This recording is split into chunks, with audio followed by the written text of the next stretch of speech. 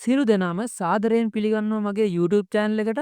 ඔන්න ඉතින් අදත් වෙනද වගේම Naruto series එකේ අලුත්ම එපිසෝඩ් එකක් අරගෙන ආවා. එහෙනම් අපි වැඩි කතා නැතුව යමු වීඩියෝ එක බලන්න. මේ Naruto series එකේ 160 වෙනි එපිසෝඩ් එක.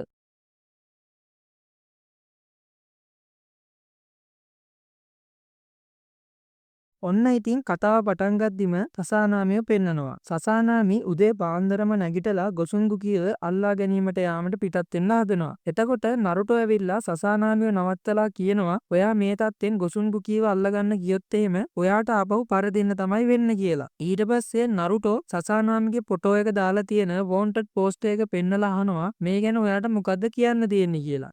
ඊට පස්සේ සසානාමි කියනවා මම මේ අහිංසක පවුල මරා දැමුවේ නෑ. ඒ දේ කළේ මුදල් වෙනුවෙන් ගොසුන්ගුකි. ඒ නිසා මට මගේ නිර්දෝෂීභාවය ඔප්පු කරන්න ගොසුන්ගුකිව අල්ලගන්න සිද්ධ වෙනවා. ඒ නිසා මට ගොසුන්ගුකිව අල්ලගන්න ඕනේ කියලා සසානාමීගේ අතීත කතාව කියන්න පටන් ගන්නවා. එතනදි තමයි සසානාමීගේ දුක්බර කතාව කියන්න පටන් ගන්නෙ. සසානාමී කියන්නේ මිනි මරුවෙක් නෙවෙයි. ඔහු සාමාන්‍ය කම්මල් කරුවෙක්. මීට අවුරුදු ගානකට කලින් එයාට ලැබුණු ඇනෝමක් නිසා ඔහු ලස්සන කඩුවක් නිර්මාණය කරනවා. එම කඩුව ඇනෝම් කරපු කෙනාට බාර දෙන්න යද්දි ඒ ගෙදර හිටපු තුන්දෙනාවම ගොසුන්ගුකි මුදල් වුණෙන් මරලා දාලා පැනලා යනවා. ඒ වෙලාවේ එතනට කඩුව බාර දෙන්න ආයේ සසානාමී නිසා ගමේ මිනිස්සු සේරමලව හිතුවේ මේ මිනුමරුම කළේ මුදල් වෙනුවෙන් සසානාමී කියලා. සසානාමී කොච්චර කිව්වත් ඒ දේ කරේ ඔහු නෙවෙයි කියලා කිසිම කෙනෙක් එයා කියන දේ විශ්වාස කළේ නැහැ. Tamanගේ නිර්දෝෂීභාවය ඔප්පු කරන්න විදිහක් නැති තැන එයාට සිද්ධ වෙනවා ගම දාලා පැනලා යන්න. සසානාමී පැනලා ගින් හැංගුනේ නැහැ. එයා තීරණය කරනවා කවදා හරි දවසක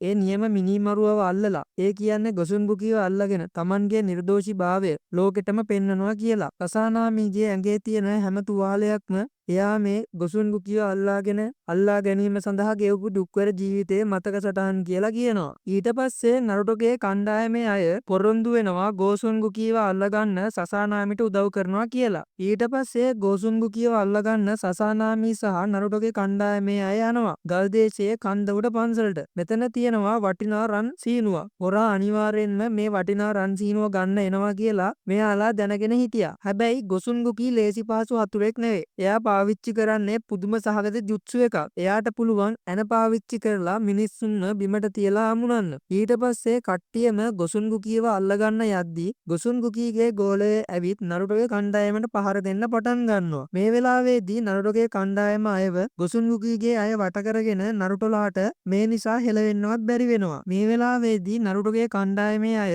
ගොසුන්ගුකිගේ ගෝලයොන්ට පහර දෙන්න පටන් ගන්නවා. මේ වෙලාවේදී තමයි නරුටෝගේ ෂැඩෝ ක්ලෝන් තාක්ෂණය සහ කීබාගේ ෆෑන් ඕවර් ෆෑන් ප්‍රහාරය අපිට බලා ගන්න පුළුවන් වෙන්නේ. ඒ වෙලාවේදී එකින් එක ගොසුන්ගුකිගේ ගෝලයෝ ටික නරුටෝගේ කණ්ඩායම විසින් බිම දානවා. කොහොම හරි සසානාමි Tamanගෙත් පරණ තුවාල ගැනවත් හිතන්නේ නැතුව මේ සටනට පැනලා ගොසුන්ගුකිගේ ගෝලයෝ ටිකව බිම දානවා. එයාට ඕන එකම එක දෙයයි. ඒ තමයි ගොසුන්ගුකිව අල්ලගෙන ඔහුගේ නිර්දෝෂීභාවය ඔප්පු කරලා ගමට යන එක. ඊට පස්සේ ගොසුන්ගුකිව නරුටෝගේ ටීම් එකේ අය හොයනකොට ගොසුන්ගුකි රන් සීනුවත් අරගෙන ගඟ දිගේ බෝට්ටුවකින් පැනලා යන්න හදනවා. ඊට පස්සේ නරුටෝගේ කණ්ඩායමයි සසානාමි සීනු අරයි යන කබේ දිගේ ගොසුන්ගුකි පස්සෙන් පන්නනවා. ඒ වෙලාවේ ගොසුන්ගුකි ඔහුගේ ජුත්සුවකින් නරුටෝට පහර දෙනවා. ඒ වෙලාවේ නරුටෝ ෂැඩෝ ක්ලෝන් ජුත්සු එක පාවිච්චි කරලා ඒ පහරෙන් බේරිලා ගොසුන්ගුකිගේ මූණට පහරක් ගහනවා බෝට්ටුවටම විසික්කෙන්න. ඒ වෙලාවේ ගොසුන්ගුකි ඇන පාවිච්චි කරලා නරුටෝලා එන කඹේ කපලා දානවා. එතකොට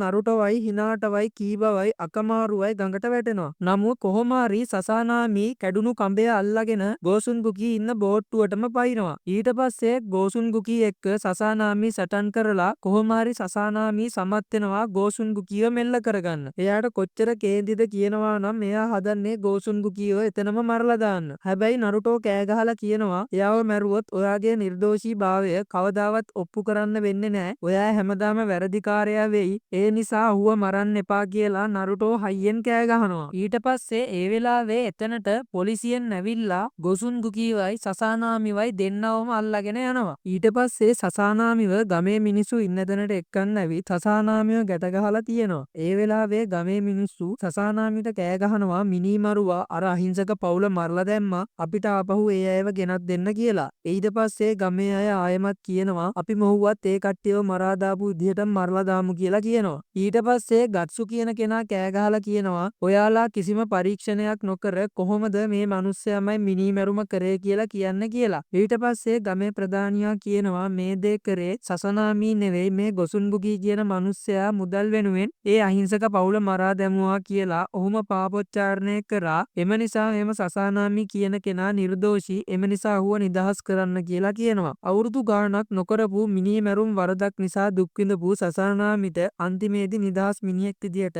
තමන්ගේ ගමට යන්න හම්බෙනවා. ඊට පස්සේ ගමේ මිනිස්සු සේරමල එකතු වෙලා සසනාමිය බැඳලා තිබ්බ ඒවගෙන් ලිහලා සසනාමිගෙන් සමාව ගන්නවා. ඊට පස්සේ නරුටොලත් ඒ දිහා බලන් ඉඳලා එතනින් යන්න යනවා. ඊට පස්සේ නරුටොලා යන ගමන් නිද්දී කීබා කියනවා හැබැයි ඉතින් මේ මෙහෙයුමෙන් සත පහක්වත් අපිට ලැබෙන්නේ නෑ. මොකද අපරාධකාරයව අල්ලගෙන පොලිසියට බාර දුන්නේ වෙන කෙනෙක්නේ. ඒ නිසා අපි මේ මෙහෙයුම අසාර්ථකයි. ඉතින් සුනාඩේ ආච්චිගෙන් හොඳටම බැනුම් අහගන්න තමයි වෙන්නේ කියලා කියනකොට සුනාඩේ ආච්චි බනින විදිහ මතක් වෙලා නරුටෝ කියනවා මට ගෙදර යන්න ඕනේ නෑ කියලා. එතකොට හිනාටයි කීබයි හිනා වෙලා මෙතනින් මේ එපිසෝඩ් එක ඉවර වෙනවා.